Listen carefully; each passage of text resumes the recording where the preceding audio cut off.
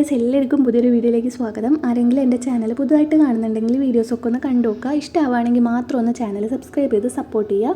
അപ്പോൾ ഞാനിന്നും വന്നേക്കുന്നത് കുറച്ച് നല്ല നല്ല ടിപ്സുകളൊക്കെ കളക്ട് ചെയ്തുകൊണ്ടാണ്. ഇന്നത്തെ ടിപ്പ് കുറച്ച് കുഞ്ഞു കുഞ്ഞു ടിപ്സാണ്. നിങ്ങൾക്ക് ചിലപ്പോൾ അറിയുന്നതായിരിക്കാം, ചിലപ്പോൾ അറിയാത്തതും ഉണ്ടാവാം.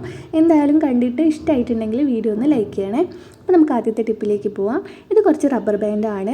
നമുക്ക് വീട്ടിൽ എന്തെങ്കിലുമൊക്കെ ആവശ്യത്തിന് റബ്ബർ ബാൻഡ് ആവശ്യമായിട്ട് വരുവാണെങ്കിൽ, റബ്ബർ ബാൻഡ് വീട്ടിലുള്ളപ്പോൾ തന്നെ നമ്മൾ അലക്ഷ്യമായിട്ട് എവിടെ ഇട്ടേക്കുകയാണെങ്കിൽ കുറച്ച് കഴിയുമ്പോൾ ഇത് ദ്രവിച്ചു പോകും. അങ്ങനെ ദ്രവിച്ചു പോകാതിരിക്കാൻ വേണ്ടിയിട്ട് നമുക്ക് ആവശ്യം വരുമ്പോൾ പെട്ടെന്ന് എടുത്ത് ഉപയോഗിക്കാനൊക്കെ വേണ്ടിയിട്ട് ഇതേപോലത്തെ ഒരു ഡബ്ബയിലേക്ക് ഇട്ട് വയ്ക്കുക. അതിനകത്ത് കുറച്ച് പൗഡറും കൂടെ ഇട്ട് ഡബ്ബ അടച്ചിട്ട് ഒന്ന് ഷേക്ക് ചെയ്തിട്ട് ഇതേ ഡബ്ബയിൽ തന്നെ സൂക്ഷിച്ച് വെക്കുക കേട്ടോ. അപ്പോൾ ഇത് എത്ര കാലം കഴിഞ്ഞാലും ഈ ഒരു റബ്ബർ ബാൻഡ് ദ്രവിച്ചു പോകത്തില്ല. ഇതേപോലെ തന്നെ ഈ ഒരു ഡബ്ബയിൽ തന്നെ ഉണ്ടാവും കേട്ടോ.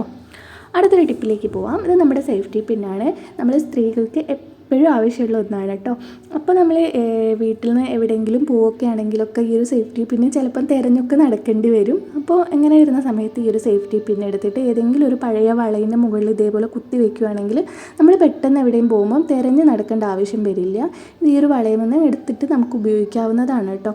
അല്ലാണ്ട് നമ്മൾ ജനലിൻ്റെ മുകളിലോ അല്ലെങ്കിൽ കണ്ണാടിൻ്റെ എവിടെയെങ്കിലുമൊക്കെ ഇങ്ങനെ സൂക്ഷിച്ച് വയ്ക്കുകയാണെങ്കിൽ പെട്ടെന്ന് ഓർമ്മ ഉണ്ടാവില്ല. ഈ ഒരു സേഫ്റ്റി പിന്നിനെ ഞാൻ എപ്പോഴും തിരഞ്ഞ് നടക്കുന്ന ഒരു സംഭവമാണ് കേട്ടോ അത്.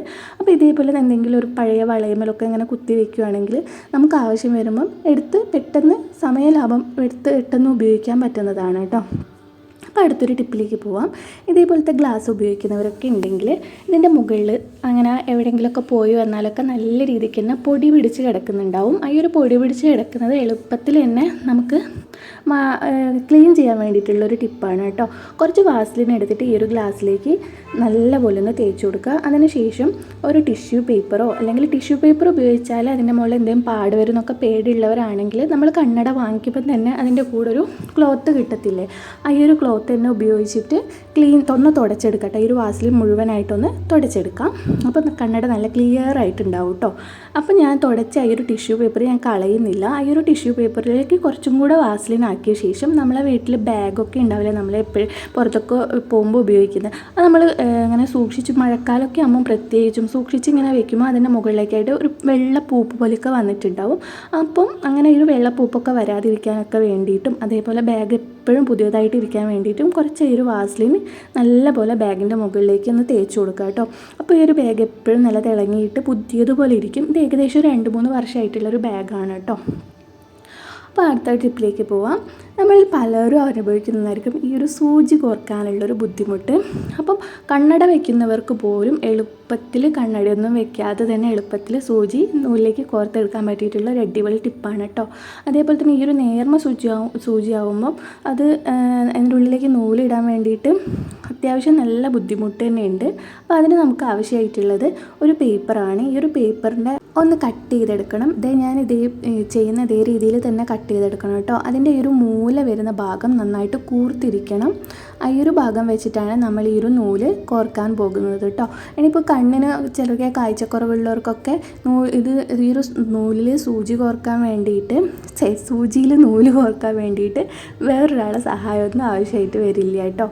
അപ്പോൾ ഇതാ ഈ ഒരു നൂല് നമ്മളെപ്പോഴും സൂചിയിലേക്ക് ഇടുമ്പം അതിൻ്റെ അറ്റമൊന്ന് കട്ട് ചെയ്ത് കൊടുക്കണം കേട്ടോ. അല്ലെങ്കിൽ പെട്ടെന്ന് നമുക്ക് കോർക്കാൻ പറ്റില്ല. ഇതേപോലെ അതിൻ്റെ അറ്റം ഒന്ന് കട്ട് ചെയ്ത് കൊടുക്കുക. അതിനുശേഷം ഈ ഒരു നൂല് നമ്മൾ വെട്ടിയിട്ടുള്ള ഈ ഒരു കടലാസില്ലേ അതിൻ്റെ ഭാഗത്തേക്ക് വെച്ച് കൊടുക്കുക. ഈ ഒരു കൂർത്ത ഭാഗത്തേക്ക് നൂലിൻ്റെ അറ്റം വരുന്ന രീതിയിൽ ഒന്ന് വെച്ച് കൊടുക്കുക. ഇതേ രീതിക്കൊന്ന് വെച്ച് കൊടുക്കുക കേട്ടോ. ഏതൊരാൾക്ക് വേണമെങ്കിലും വളരെ പെട്ടെന്ന് ഈ ഒരു രീതിയിൽ നൂലിൽ സൂചി കോർത്തെടുക്കാൻ പറ്റും. അതേപോലെ തന്നെ മറ്റൊരാളെ സഹായമൊന്നും ആവശ്യമായിട്ട് വരില്ല കേട്ടോ. ഇത് വളരെ നേർത്ത സൂചിയാണ്. ഇങ്ങനത്തെ സൂചിയൊക്കെ കോർക്കാൻ നല്ല ബുദ്ധിമുട്ടാണ്. മെഷീൻ സൂചിയാണെങ്കിലും ഈ ഒരു ടിപ്പ് നമുക്ക് ഉപയോഗിച്ച് നോക്കാം. അതേപോലെ തന്നെ വലിയ സൂചിയാണെങ്കിൽ ഇതിൻ്റെ ഒന്നും ആവശ്യം വരുമായിരിക്കില്ല. എന്നാലും കണ്ണിന് എന്തെങ്കിലുമൊക്കെ പ്രശ്നമുള്ളവർക്കുണ്ടെങ്കിൽ ഈ ഒരു രീതിയിൽ ചെയ്ത് നോക്കിയാൽ എളുപ്പത്തിൽ തന്നെ ഇങ്ങനെ കോർത്തെടുക്കാൻ വേണ്ടിയിട്ട് പറ്റും കേട്ടോ. ഈ ഒരു കൂർത്ത ഭാഗം നമ്മൾ സൂചീൻ്റെ ഉള്ളിലേക്ക് ഇട്ട് കൊടുക്കുക. അത് കൂർത്തിരിക്കുന്നതിനെ കൊണ്ട് തന്നെ പെട്ടെന്ന് തന്നെ സൂചീൻ്റെ ഉള്ളിലേക്ക് പോയിക്കോളൂ കേട്ടോ. അതിൻ്റെ കൂടെ തന്നെ ഈ ഒരു നൂലും അതിൻ്റെ ഉള്ളിലേക്ക് തന്നെ പോയിക്കോളൂ കേട്ടോ. അപ്പോൾ അതാ വളരെ പെട്ടെന്ന് 1 മിനിറ്റ് പോലും തികച്ച് വേണ്ട ഞാൻ ഈ ഒരു നൂല് കോർത്തെടുത്തിട്ടുണ്ട്. അപ്പോൾ നൂലിൽ ഇങ്ങനെ സൂചി കോർക്കാനൊക്കെ ബുദ്ധിമുട്ടുള്ളവരുണ്ടെങ്കിൽ ഈ ഒരു ടിപ്പ് ഉപയോഗിച്ച് നോക്കൂ കേട്ടോ. നിങ്ങൾക്ക് എളുപ്പത്തിൽ തന്നെ ഇത് ചെയ്തെടുക്കാൻ വേണ്ടിയിട്ട് പറ്റുന്നതാണ് കേട്ടോ. അപ്പോൾ അടുത്തൊരു ടിപ്പിലേക്ക് പോകാം. നമ്മൾ സൂചിയിൽ നൂലൊക്കെ കോർത്ത് കഴിഞ്ഞ് ബാക്കി വരുന്ന ഈ ഒരു നൂല് നമ്മൾ ഇതേപോലെ ഇടുകയാണെങ്കിൽ പിന്നെ നമ്മളിത് സൂക്ഷിച്ച് വെക്കുമ്പം നൂല് എവിടെയെങ്കിലും കുടുങ്ങുകയോ അല്ലെങ്കിൽ പിന്നെ നമ്മളിത് എടുക്കുമ്പോൾ നൂലിൻ്റെ അറ്റം കാണാതിരിക്കുകയൊക്കെ ചെയ്യുമായിരിക്കുമല്ലോ.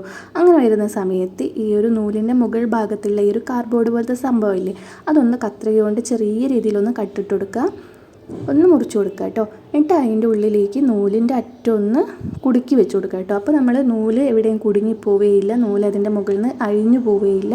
അതേപോലെ തന്നെ നമുക്ക് അതിൻ്റെ അറ്റം തിരഞ്ഞ് നടക്കേണ്ട ആവശ്യമില്ല കേട്ടോ. അപ്പോൾ എല്ലാവർക്കും വീഡിയോ ഇഷ്ടമായി എന്ന് വിചാരിക്കുന്നു. വീഡിയോ ലൈക്ക് ചെയ്യാൻ മറക്കരുത്. പുതിയൊരു വീഡിയോ ആയിട്ട് വരുന്നവരെ താങ്ക് യു.